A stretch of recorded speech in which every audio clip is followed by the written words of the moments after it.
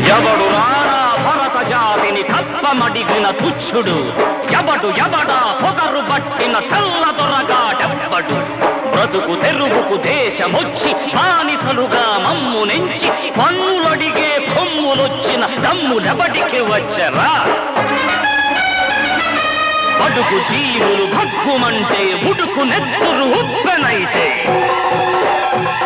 ఆ చండ్ర నిప్పుల దండ్ర గొడ్డలి పన్ను గడతది చూడరా?